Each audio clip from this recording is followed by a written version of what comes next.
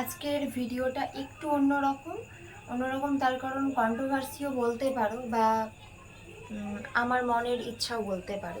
তো মোবাইল খুললেই দেখছি কেউ শাড়ির কালেকশন দেখাচ্ছে, প্রচুর শাড়ি হয়েছে।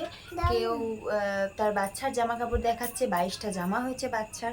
কেউ নিজের শাড়ি দেখাচ্ছে, 10টা বা 20টা শাড়ি হয়েছে, প্রচুর জামা কাপড় কিনছে, দেখাচ্ছে। তো পুজোটা আমাদের সবার, ঠিক আছে, প্রত্যেকের ঘরেই জামা কাপড় কেনা হবে, কম বা বেশি। তো অনেকে আমাকেও বলছে কি তুইও তো ভিডিও বানাস, তুই কেন জামা কাপড়গুলো দেখাচ্ছিস না বা কিছু, ঠিক আছে, অনেকে বলছে। তো আমি সবার হয়ে একটা কথা বলতে চাই, আর মানে মোট কথা আমার আর দীপকের হয়ে একটা কথা আমি খুব গুরুত্বপূর্ণ কথা আমি জানাতে চাই, যেটা হলো যে পুজো সবার, জামা কাপড় সবাই কিনবে, কেউ কম কেউ বেশি, ঠিক আছে। আমি একটা কিনি, তুমি 10টা কেনো, অথবা তুমি 10টা কেনো, আমি একটা কিনি, অথবা কারোর ঘরে একটা জামা কাপড়ও হয় না, অষ্টমীও পার হয়ে যায়, এরকম হয়। তো জামা কাপড় আমি কিনে, মোবাইল কিন্তু সবার ঘরে আছে, মোটামুটি ছোট বড় সবার কাছেই মোবাইল হয়। তো জামা কিনেছি মানেই যে জামা আমি বার করে সবাইকে দেখাবো, 22টা 23টা জামা, সেরকম মেন্টালিটির মানুষ প্রথম কথা আমি না, দ্বিতীয় কথা দীপকও না।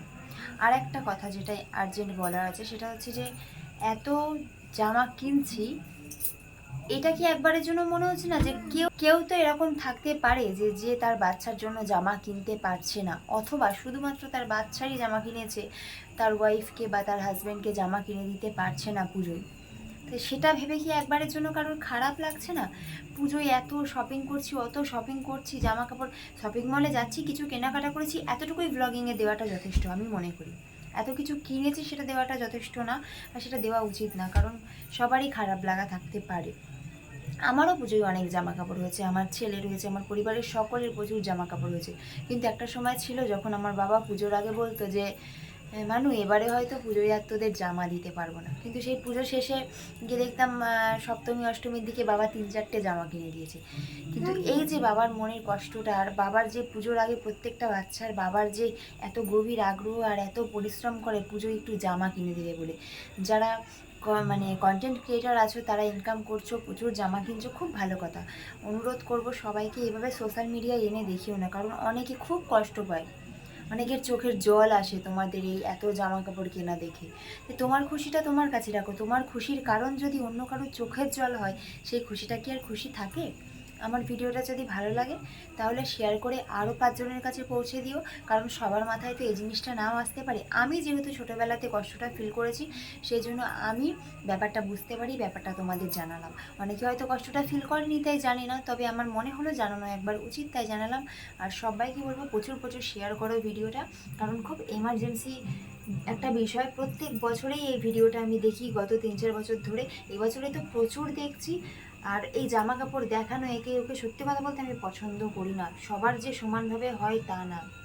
পুজো সবার, কেউ একটা কিনবে কেউ 10টা কিনবে, তাই বলে এই না যে আমার 10টা হয়েছে বলে আমি দেখাচ্ছি।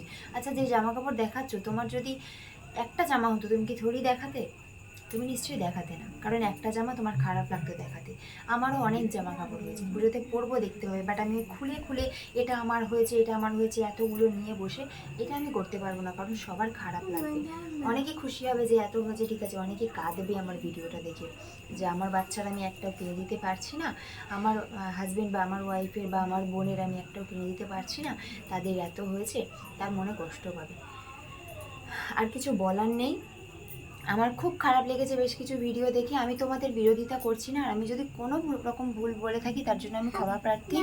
ভিডিওটা পারলে শেয়ার করে দিও, অনেকের কাছে পৌঁছে দিও। ধন্যবাদ।